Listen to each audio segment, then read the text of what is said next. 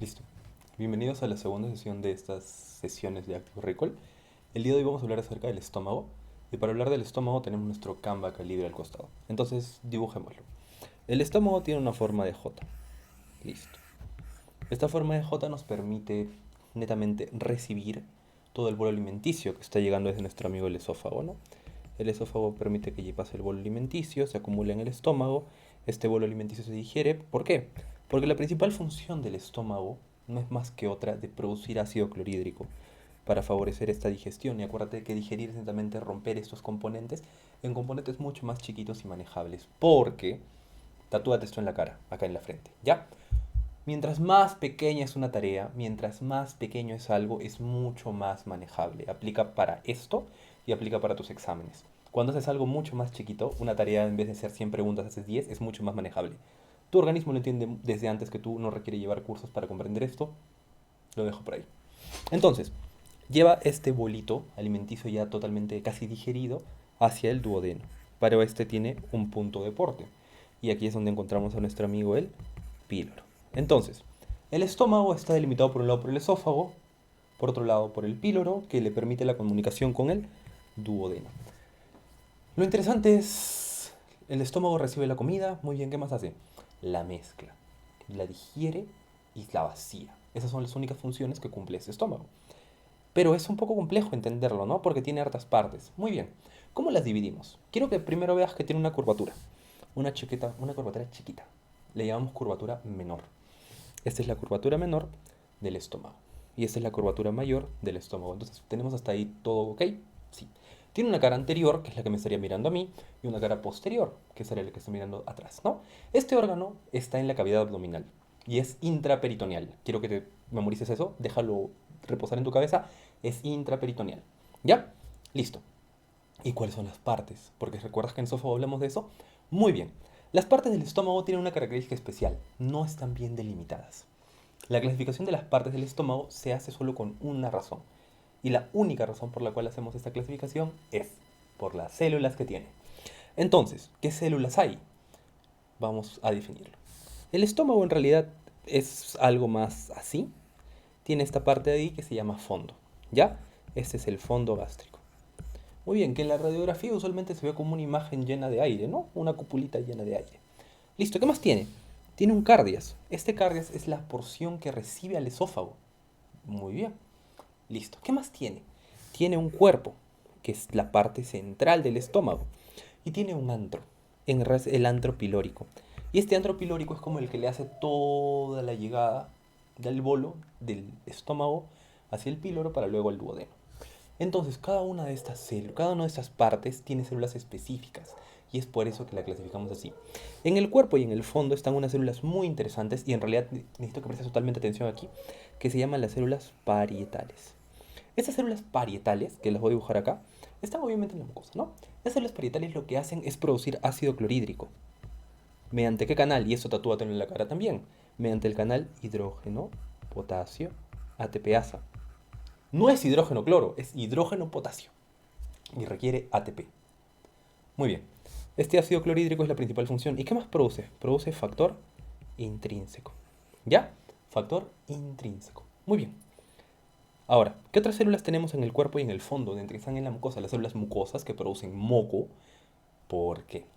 Imagínate que tú estás exponiendo a un tejido ácido, ácido, ácido, ácido, ácido, ácido. ¿No se va a lesionar? Sí.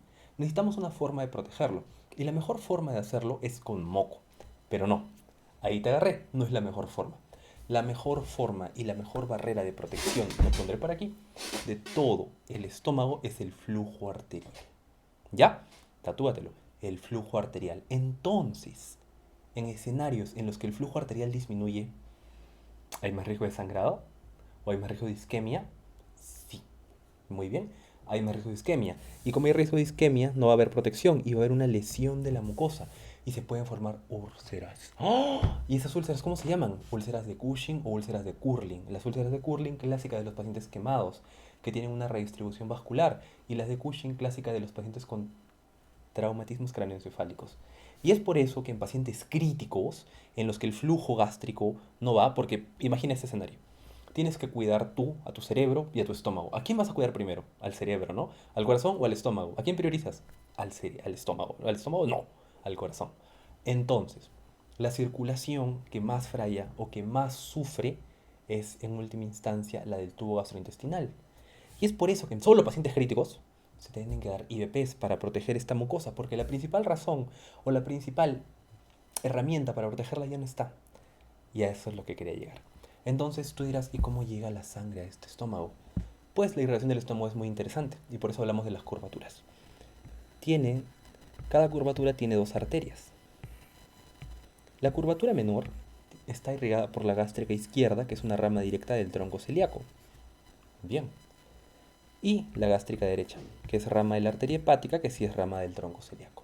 Sin embargo, la curvatura menor está irrigada por arterias que se llaman gastroepiploicas. ¿Ya? La gastroepiploica izquierda es rama de la arteria esplénica y la gastroepiploica derecha es rama de la arteria gastroduodenal. Entonces, estas arterias se pueden lesionar y pueden generar mayor predisposición a daños o pueden sangrar en caso de úlceras o en caso de lesiones como la lesión de Dieulefeld. Entonces, ¿vamos entendiendo por qué es tan importante saber esto? Muy bien. Quería tocar ese tema contigo. Pero ahora, ¿el ácido clorhídrico se produce por así? No. Requiere estímulos. Y uno de los estímulos muy interesantes que requiere puede ser el de la histamina, puede ser el de la acetilcolina o puede ser el de la gastrina. ¿Y quién produce gastrina? Las células G. ¿Y dónde están las células G? En el antro pilórico. Las células G son las que caracterizan al antro pilórico. Muy bien. Entonces en el cuerpo están las células parietales. ¿Y quién más está en todo el estómago? Las células principales.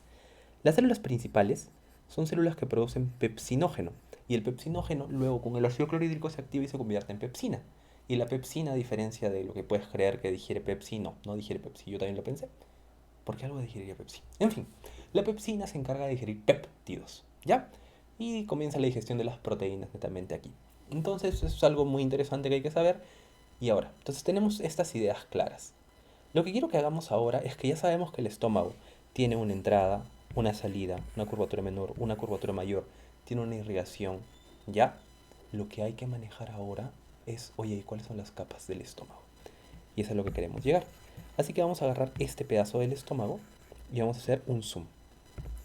Si dibujáramos el estómago tiene una mucosa. Muy bien. Luego tiene una submucosa y tiene capas musculares. Y aquí es donde se diferencia de todo el tracto gastrointestinal. Tiene una muscular circular interna, una longitudinal externa y tiene una oblicua. Ahora, te hago la siguiente pregunta. Como ninguna otra parte del tracto digestivo tiene tantas partes de la mucosa, mi pregunta sería para ti, ¿qué tan difícil es perforar el estómago? Mucho más difícil que todo el tracto, ¿no? Muy bien, ahora deja eso reposar en tu cabeza. Siguiente pregunta que puede ser muy interesante para ti. Está pasando esto de aquí. Ahora, imagínate que lo mismo pasa en el duodeno. ¿Qué tan fácil es perforar el duodeno versus el estómago? El duodeno es mucho más fácil porque no tiene la capa oblicua. Muy bien. El duodeno se perfora con mayor frecuencia en úlceras pépticas y una de las razones es por esta pequeña capita que tenemos aquí. ¿Ya? A dejarlo reposar en nosotros. Listo. Entonces ya tenemos las capas, tenemos una idea general y tenemos que saber que aquí, entre la unión del antro pilórico y el cuerpo, hay algo que se llama incisura angularis. La incisura angularis es el punto que hace la separación entre estos dos y es el sitio más frecuente de úlceras gástricas. ¿Ya? ¿Y qué arteria irrigará esta? La gástrica derecha. Entonces la gástrica derecha con la incisura angularis son los sitios más frecuentes por donde salen las úlceras gástricas. ¿Ya? Muy bien. Entonces, ya tenemos la idea de las úlceras, tenemos la idea del estómago y ahora lo que quiero tocar contigo es lo siguiente. Muy bien, ¿cómo producimos ácido clorhídrico? Y ese es el fenómeno más interesante de todos y eso te va a dar mucha explicación de por qué damos inhibidores de la de protones. Entonces, imagina lo siguiente. Tenemos una hamburguesa. La hamburguesa está formada por, me gusta esta analogía, por pan, por carne y por queso. ¿Ya? Entonces, este pan, carne y queso van a ser digeridas. El pan va a ser digerido por la amilasa, que comienza desde la saliva, la amilasa salival. La que sale en boca, pues obviamente, ¿no? La carne va a estar digerida al inicio por la pepsina. Y los lípidos, acá tenemos una gran diferencia, tenemos algo que se llaman las lipasas, y alguna literatura plantea que las lipasas comienzan en la boca y otras en el estómago. Así que tenemos lipasa salival y lipasa gástrica. La lipasa gástrica, ¿quién la produce? Las células principales. ¿Y qué producen las células principales? Pepsinógeno, para luego producir pepsina. ¿No? Muy bien. Entonces, todos estos pequeños macronutrientes van a llegar hasta el estómago y en el estómago producimos ácido clorhídrico. Listo. El ácido clorhídrico sale a través de la célula parietal, ¿no? Muy bien. Ahora, célula parietal ATPasa. Mediante la bomba hidrógeno-potasio ATPasa. ¿Ya? Muy bien. Entonces, ¿qué te quiero decir con esto? Que tiene estímulos para producirlos. Y como ya vimos, entonces, imagínate la comida más rica. Eres de Perú. ¿Te imaginas un lomo saltado? Buenísimo, con una salsa media criolla, con un arroz al punto.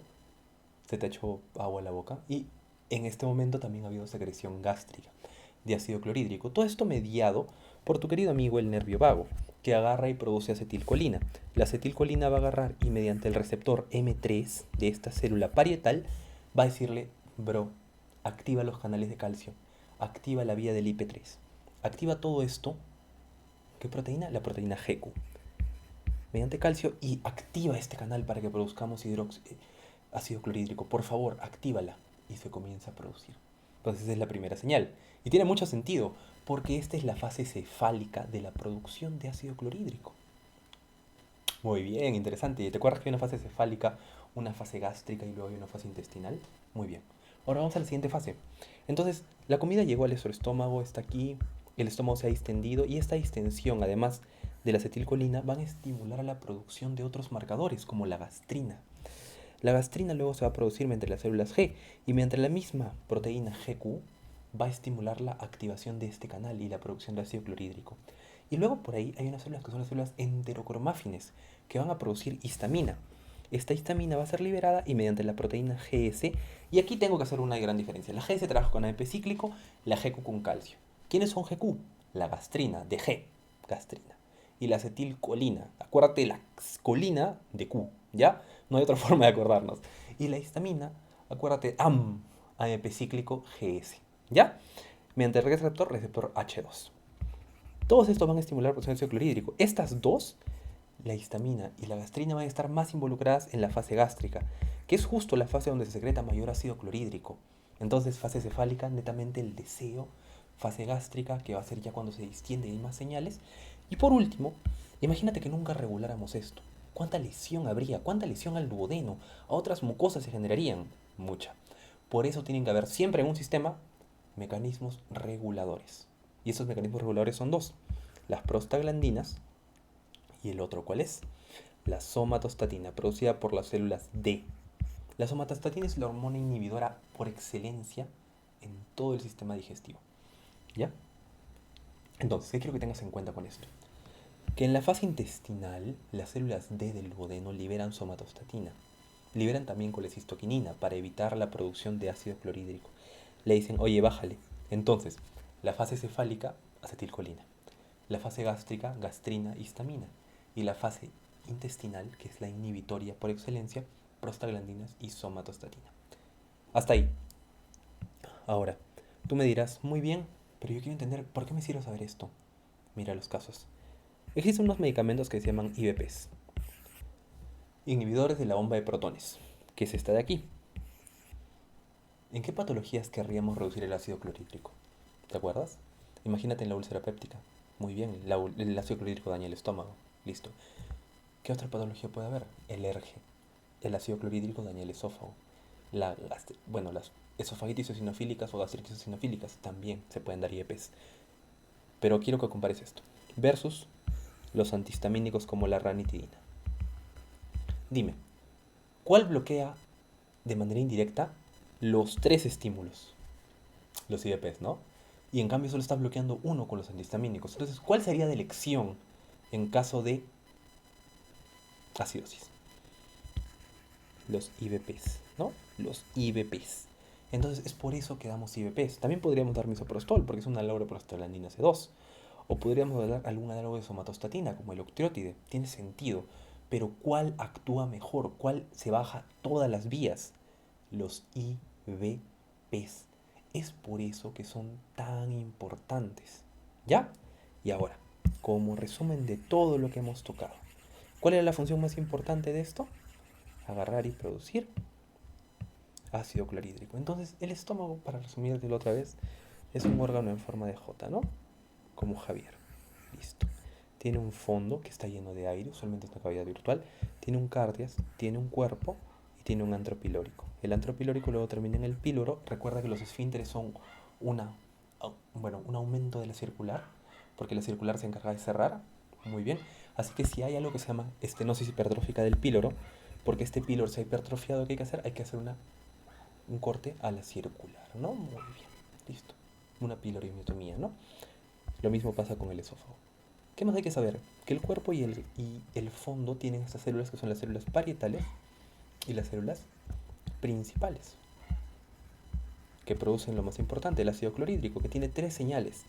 Una señal cefálica, que va a ser mediada por acetilcolina por el nervio vago, una señal gástrica, que va a ser mediada por gastrina, de las células G, y ¿cuál es el otro que les dije? Histamina, por las células enterocromafines.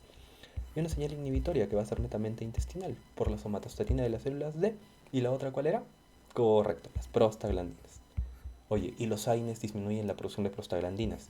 Entonces pueden generar un aumento de ácido clorhídrico por desbalance y lesión como úlceras gástricas. Todo tiene sentido bajo este concepto. Muy bien, tiene una curvatura menor que está irrigada por la gástrica derecha y por la gástrica izquierda, una curvatura mayor que está irrigada por qué arterias. Por la arteria, ¿se acuerdan cómo se llama? Gastroepiploica derecha y gastroepiploica, perdón, esta es la derecha y esta es la izquierda, ¿no? Muy bien. Entonces, el estómago lo que va a ser recibir el bolo alimenticio. El bolo alimenticio se va a mezclar, se va a digerir por la producción también de pepsinógeno por las células principales y va a terminar digeriéndose. También se produce lipasa por las células principales. Luego todo este mecanismo se va a digerir. Cuando esté isotónico y todos estén asegurados, el píloro va a decir, ya bro, pasa, vete el duodeno se va a encargar de hacer la verdadera absorción de nutrientes, pero el estómago ha tenido un gran rol en la recepción, en la mezcla, en la digestión y en el vaciamiento, ¿no? Entonces es un órgano sumamente importante, hay que conocerlo, se perfora poco por esta capa oblicuo externa extra que tiene y es algo muy interesante. Entonces eso es estómago para la salud, ENAM y el MIR.